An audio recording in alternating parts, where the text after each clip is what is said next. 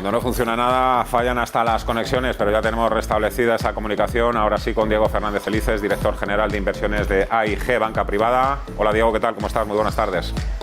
Hola, buenas tardes. Muchas gracias. Disculpa los problemas de conexión. No te preocupes, que eso pasa hasta en las mejores familias. Después de un par de sesiones consecutivas en los que ha imperado la calma en las bolsas, calma entre comillas, hoy vuelven las caídas y la caída del precio del petróleo no está sirviendo hoy de mucho para mantener esa racha, aunque siempre es mejor ver al petróleo en 100 que en $140, claro.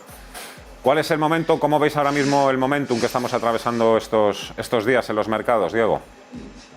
Bueno, pues yo creo que el corto plazo está absolutamente condicionado por el parte de guerra, que es un tema complicado en el que las noticias pocas son ciertas o claras y siempre tenemos cierta ambigüedad y no sabemos exactamente lo que está pasando porque no se habla de tratos ni se habla de conversaciones reales, sino se habla de rumores de unas u otras cosas.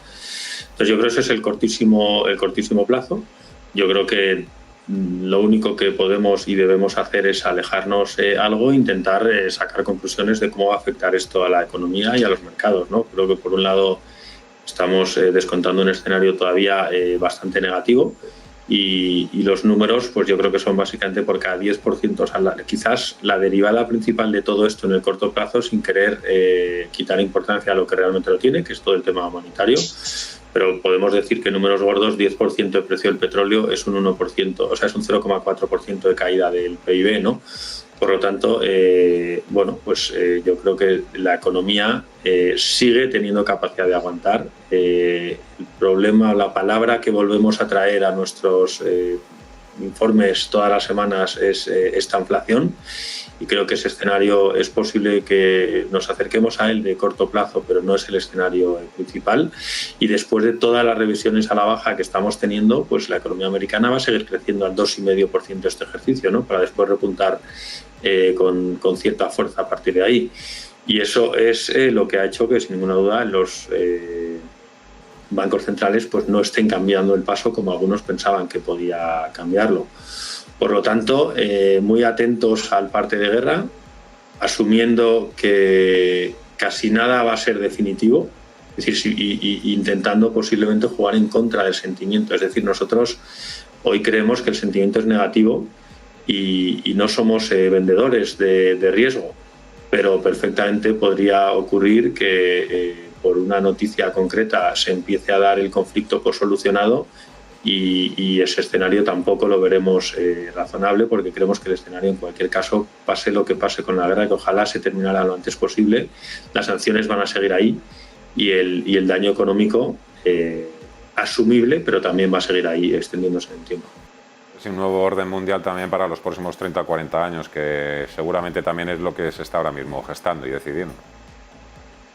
Absolutamente, y ese nuevo orden mundial pues tiene mucho que ver con el ruido de muy corto plazo. Por hablar de lo que está ocurriendo exactamente el último día, probablemente en ese nuevo orden mundial hay un actor de gran relevancia que es China y China, bueno, pues es el que posiblemente esté pensando hoy más en el largo plazo.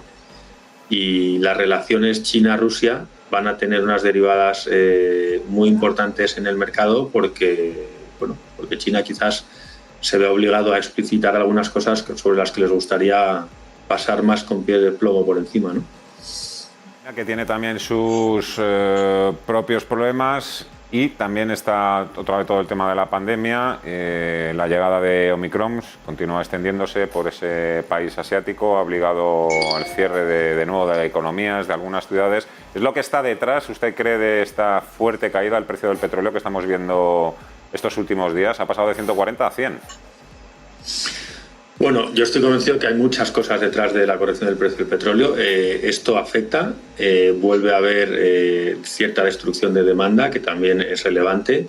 Los mensajes de la OPEP también tienen algo que decir y el cómo poco a poco pues están todavía no comprometiendo en firme, pero parece que vamos a incrementar la producción de una manera u otra. Estados Unidos también va a ser capaz de poner más barriles de petróleo en el mercado. Los acercamientos a Irán para que trabaje en esa misma dirección, pues según el día, pero parece que algo van avanzando y sobre todo que había subido fortísimamente y lo razonable era una pequeña corrección, ¿no? Yo creo que es un poco todo y en parte es cierta ralentización. Esto es lo que tenemos, uno de los factores que tenemos que seguir más de cerca sin ninguna duda. el precio del petróleo y la destrucción de la demanda, porque vamos a volver a hablar y tenemos un reto nuevamente, cuando parecía que empezaba a solucionarse antes de la guerra, sobre las cadenas de suministro. Por lo tanto, bueno, pues parones adicionales en la cadena de suministro sin duda paran el consumo del petróleo. Y en ese sentido, pues estamos un poco a la espera de medidas, porque ya parece bastante claro que va a haber medidas fiscales de distintos gobiernos para luchar con esto y que así la destrucción de la demanda sea algo menor. ¿Y qué prisa o qué velocidad se dan algunos países para rebajar, por ejemplo, impuestos a los transportistas, y en otros países, con el caso de España, madre mía lo que cuesta? Nos tenemos que reunir 80 millones de veces para llegar a tomar una decisión de ese calibre. Capitulación, le pregunto por capitulación. Usted dice también que el sentimiento es extremadamente negativo, pero hasta eso tiene un límite. Parece que el mercado un poco empieza ya a quedarse con la idea de que el conflicto entre Rusia y Ucrania se puede quedar localizado en esa región europea sin que intervengan terceros países, aunque todo esto también, por supuesto, está por ver, y cualquier accidente o cualquier error puede provocar también algo que sea todavía más lamentable. Pero capitulación, como hablan ya algunos bancos de inversión en Estados Unidos, en el caso de las bolsas europeas, ¿usted cree que ya hemos pasado por ahí? Pues sinceramente no lo tengo claro. Hemos visto, sin duda, movimiento de aversión al riesgo fuerte la semana pasada. Fue el primero, y la anterior, fue el primero que digamos que fue casi un movimiento de aversión al riesgo de libro, en cuanto a que todos los activos se comportaron en esa dirección, bolsas caían fuerte, pero bonos subían fuerte, oro subía fuerte, todos los activos defensivos, dólar subía fuerte. Entonces, en cierto modo, hemos visto parte de ese movimiento, pero no estoy seguro de que haya sido la recapitulación definitiva. Y quizás eso es lo que a nosotros nos falta para salir con un mensaje agresivo de compra, en el que hoy preferimos estar todavía algo más cautos. Mañana llega la gran cita, bancos centrales, Reserva Federal Norteamericana, también hay reunión del Banco de Inglaterra y Banco de Japón, pero bueno, centrándonos un poco en la Reserva Federal, a tenor de lo que dijo hace unas semanas el presidente Jerome Powell, el consenso, todo el mundo espera una subida de 25 puntos básicos, pero hay quien cree que podría ir más allá, incluso subir 50 puntos y lanzar un clarísimo mensaje al mercado. ¿Creen ustedes que es probable que haya una subida de 50 puntos básicos? O preguntado de otra manera, ¿la probabilidad de que suba 50 puntos básicos no es cero? La probabilidad no es cero, y si tuviera que otorgar probabilidades a eso o a que no lo suba, pues sin ninguna duda la subida de 50 puntos básicos tiene alguna probabilidad mayor, pero lo vemos un escenario muy remoto. Creemos que la Fed, el principal esfuerzo que está haciendo desde hace mucho tiempo, y quizás acusándolo todavía más en los últimos tiempos, es el intentar ser previsible, el recuperar la confianza del mercado, que no todo el tiempo ha tenido en los últimos 2 o 3 años. Y para eso yo creo que es mejor evitar grandes sorpresas, ¿no?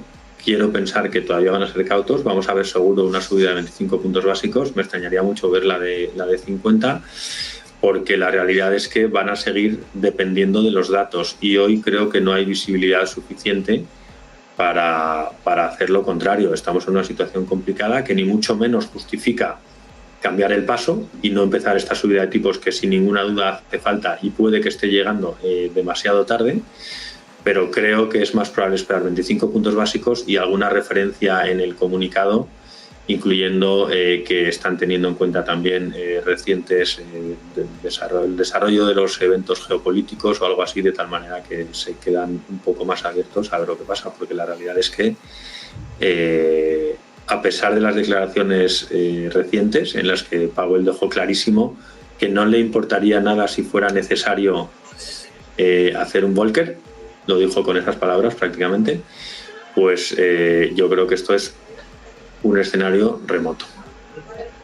Que si decidiese aumentar o mañana 50 puntos básicos, estaría lanzando también un mensaje de gran confianza o credibilidad. Pero bueno, veremos qué es lo que sucede mañana. Claro, la pregunta del millón, la que se hacen todos, o nos hacemos todos los inversores: ¿cómo hay que manejarse en esta situación de conflicto bélico, altos precios de la energía, elevada inflación, bajo crecimiento y normalización monetaria? Porque aquí cada vez vamos incluyendo más incógnitas a esta difícil ecuación.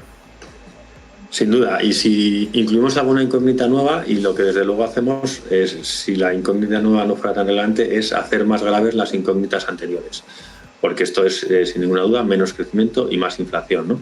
Pero en ese contexto yo creo que seguimos, podemos hacer carteras hoy en las que estamos razonablemente cómodos, y en esta situación nunca estás comodísimo con la cartera, ¿no? Pero tenemos unas valoraciones que hoy apoyan inversiones que hace un año no estaban justificándose en términos de valoración.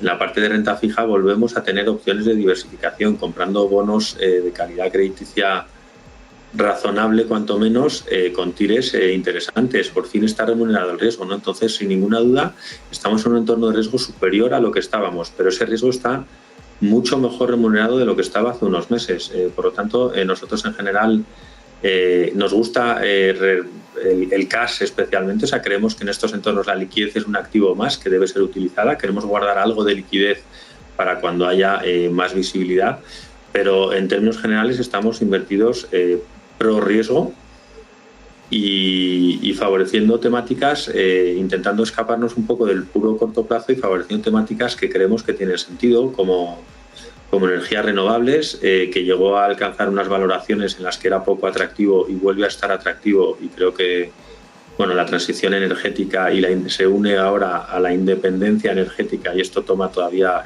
mayor importancia si cabe. Sectores como tecnología, en los que el problema llegó a ser la valoración, pero pensamos que hoy te estás comprando muy buenas compañías, que nunca te compras baratas, pero sí a precios razonables. Tenemos temas como las infraestructuras, que quizás sea un poco reiterativo porque va a tener mucho que ver con esto de transición energética, ¿no? Y la parte de otras infraestructuras es la que quizás se puede ver un poco parada si hay que cambiar algún plan fiscal, ¿no? Los retornos fiscales probablemente hoy tengan que venir desde algún otro sitio. Y quizás la más obvia, pero que sigue teniendo, en nuestra opinión, algo de recorrido, son compañías ligadas a las materias primas. Se han comportado muy bien. Llegado a este punto, no recomendamos activamente la materia prima en sí. Pensamos que las subidas han sido muy fuertes y en un entorno de recuperación o desescalada, al menos en Ucrania, pues los precios de las materias primas deberían corregir, pero hay compañías que con precio medio muy por debajo del precio actual siguen siendo negocios tremendamente rentables, nos van a servir como cobertura ante entornos inflacionistas y pueden ser también una buena cobertura ante posibles escaladas de la guerra. Por lo tanto, es muy sector a sector, compañía a compañía, y lo que desde luego tenemos que tener muy presente es que estamos en un escenario de riesgo superior.